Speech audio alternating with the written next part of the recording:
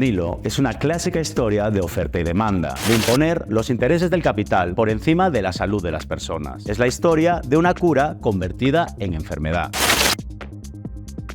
Seguro que en los últimos tiempos has escuchado bastante sobre el fentanilo, mencionado junto a palabras como muerte, sobredosis, infierno, miedo, crisis o epidemia. Pero algo que escuchamos menos es que no es una droga nueva, que cuando se creó y comercializó supuso un avance muy importante en la medicina. El fentanilo tiene más de 60 años y hasta hoy está en muchísimos hospitales del mundo y en la lista de medicamentos esenciales de la OMS. Sirve, entre otras cosas, para que enfermos terminales puedan llevar sus últimos días con más dignidad y menos dolor. Su creador, de hecho, fue un gran químico belga, Paul Janssen. En su país todavía es algo así como un héroe nacional. Entonces, ¿en qué momento se volvió un problema? Para empezar a tener respuestas, no nos tenemos que ir a algún sórdido laboratorio clandestino de la Sierra de Sinaloa. Antes de hablar de narcotraficantes, debemos hablar de empresarios farmacéuticos. Los primeros protagonistas de esta historia son los Sackler, la familia propietaria de la farmacéutica Purdue, que llegó a ser una de las más ricas de Estados Unidos. Los Sacklers, además, eran grandes filántropos.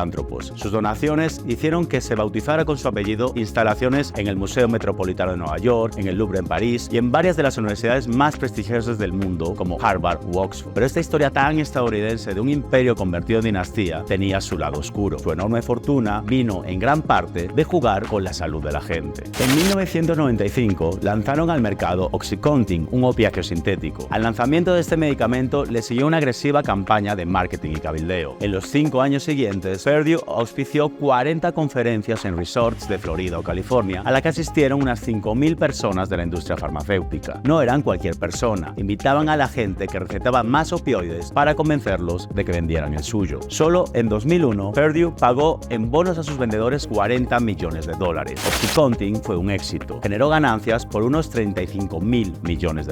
Fue un éxito para los Sacklers, pero una tragedia para los estadounidenses. La venta indiscriminada de este y otros opiáceos generó una enorme demanda. Cuando las autoridades de Estados Unidos regularon este tipo de medicamentos, ya era tarde. Había muchísima gente enganchada a ellos y decidieron acudir al mercado ilegal para consumir. Por supuesto, esto despertó el interés del tráfico ilegal, sobre todo en México, donde se multiplicaron las hectáreas de cultivo de amapola para producir heroína. Pero en un mercado capitalista había otro competidor más cualificado, el fentanilo, que llegaba desde China, más concretamente desde Wuhan, la misma ciudad donde se originó la pandemia de COVID. El fentanilo es más barato, potente y fácil de transportar que la heroína, así que acabó imponiéndose como la droga predilecta para surtir la demanda de opiáceos. Solo en Estados Unidos, cerca de 74.000 personas mueren por sobredosis de fentanilo al año. Esto es bastante más que todos los muertos estadounidenses en las guerras de Vietnam, Afganistán e Irak juntas, más que el pico de muertes por accidentes de tráfico y más que el pico de muertes por armas de fuego en un año. Y mientras todo esto ocurre, en los lugares del mundo donde se planta amapola, como la Sierra de Guerrero en México, aumenta la miseria y la violencia. Ahora, ya con la epidemia y la psicosis alrededor del fentanilo, nos podemos preguntar, ¿qué hacer? Dentro de sus propuestas de reformas constitucionales, el presidente de México, Andrés Manuel López Obrador, anunció a principios de 2024 que quería prohibir el fentanilo y perseguir a los consumidores. Es decir, una propuesta de represión, cuando es la represión la que nos ha traído hasta aquí.